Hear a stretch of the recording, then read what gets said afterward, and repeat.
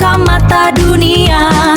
Jempolindo, suara tegas terpercaya, informatif dan menghibur semua. Jempolindo, selalu di hati. Jempolindo.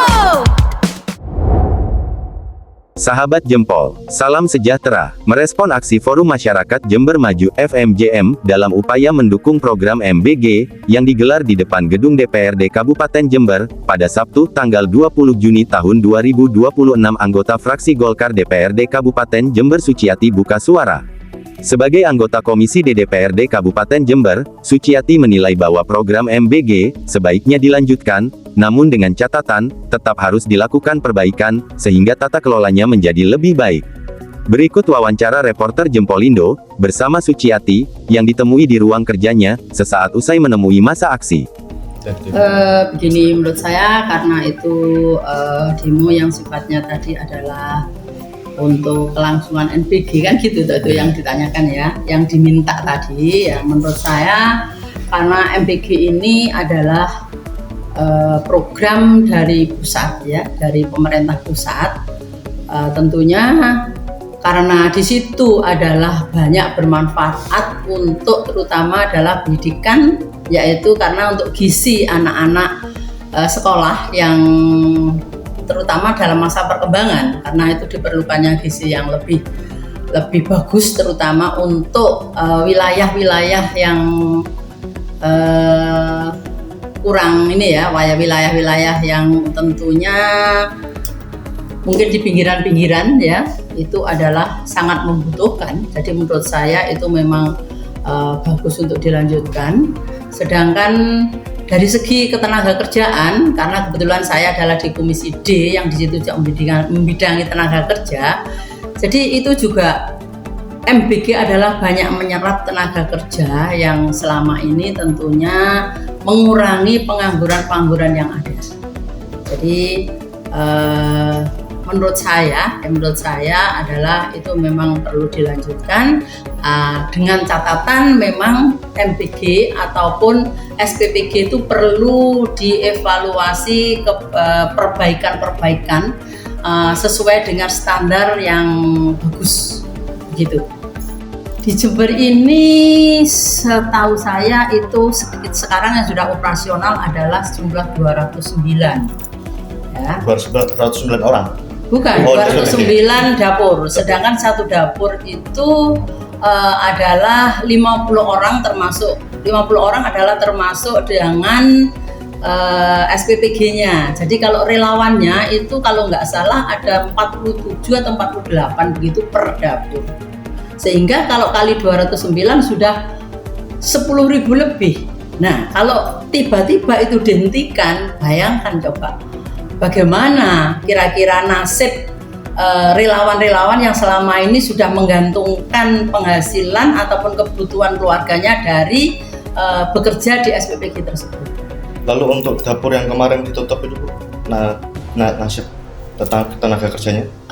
Yang ditutup itu kan masih diberi kesempatan untuk membenahi, karena yang ditutup itu kemungkinan ya ditutup, bukan ditutup permanen kan, hanya sementara aja, karena itu mungkin ada kekurangan di dalam persyaratan dapur itu sendiri. Contohnya mungkin ipalnya nggak ada atau pembuangan airnya mungkin mengganggu ke kanan kirinya, contohnya umpamanya seperti itu ya. Jadi itu perlu dibenahi. Saya rasa kalau itu sudah dibenahi, penutupan itu akan dibuka kembali bagi yang sudah beroperasi. Bu, itu Bu, kalau ada suatu sekolah nih menolak MBG-nya bagaimana? Pertama ikut, tidak mau. Setelah itu menghentikan, sudah tidak mau lagi menerima MBG karena takut keracunan yang seperti di Kalimantan. Bagaimana? Jadi kalau itu terjadi di lapangan ya, terkait dengan penolakan dari sekolah, memang dari MBG sendiri menyampaikan boleh menolak, tidak masalah, asalkan menurut saya ya, asalkan semua murid memang menghendaki itu tidak ada. Lah yang dikhawatirkan yang menolak beberapa orang, tapi jadi korbannya yang lainnya, itu yang dikhawatirkan. Iya, gitu. Ini soalnya ada apa ya, semacam kayak penyampaian lah. Kalau wali murid menghendaki, tapi pihak sekolah nggak mau, bagaimana? Nah, itu tentunya perlu ketemu, mestinya itu perlu ketemu, diajak bicara sebenarnya sebenarnya seperti apa yang dikehendaki, karena kan yang menerima manfaat ini kan murid-muridnya, sedangkan yang menolak adalah dari pihak sekolah. Nah, ini harus ketemu, ini perlu dibicarakan begitu ya. Bu, kembali ke tenaga kerja, rencananya kan kalau dari pusat itu pembukaan dapur baru itu dihentikan. Untuk penyerapan tenaga kerja baru itu gimana?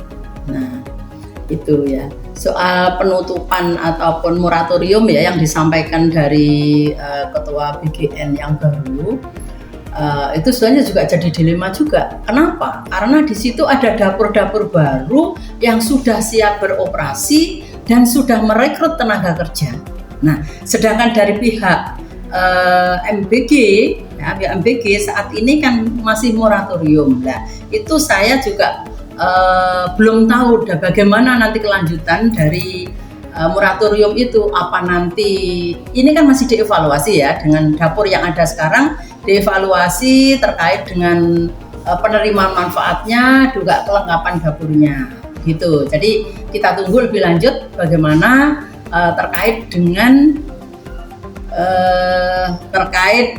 kelanjutan moratorium itu sendiri. Apa nanti setelah mungkin setelah evaluasi ini selesai baru akan melanjutkan dengan yang itu, kemungkinan ya. Jadi ya ini kan masih evaluasi ya. Jadi hasil evaluasi itu sendiri seperti apa.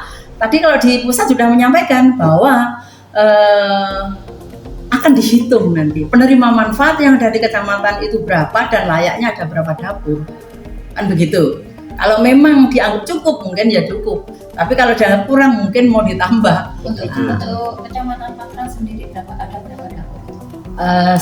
Untuk Patrang sendiri saya kurang paham Mbak, karena saya belum tahu penerimaan manfaat yang ada di kecamatan Patrang itu berapa. Bu, maaf, moratorium apa itu? Moratorium itu adalah penghentian ya, tapi sementara ini penghentian begitu. Ya, berarti nanti ada evaluasi. Setelah evaluasi dapur yang aktif ini yang sudah jalan, nanti bagaimana kelanjutannya kita tunggu. Itu kan kalau yang dapur yang baru mau diajukan, dapur yang sekarang mau diajukan itu kan sebenarnya sudah ada titik-titik yang memang itu sudah diizinkan dari BGN sendiri untuk membangun lah. Itu yang nanti akan jadi masalah juga menurut saya, karena Jember ini masih banyak ya dapur yang sudah siap, yang sudah mulai dikerjakan, tapi terus ada penghentian seperti itu. Kelanjutannya seperti apa? Ya itu kita yang masih tanda tanya itu. Ya. Ikuti terus perkembangan informasi seputar program MBG melalui channel Jempol Indo. Demikian, sahabat Jempol, salam sejahtera.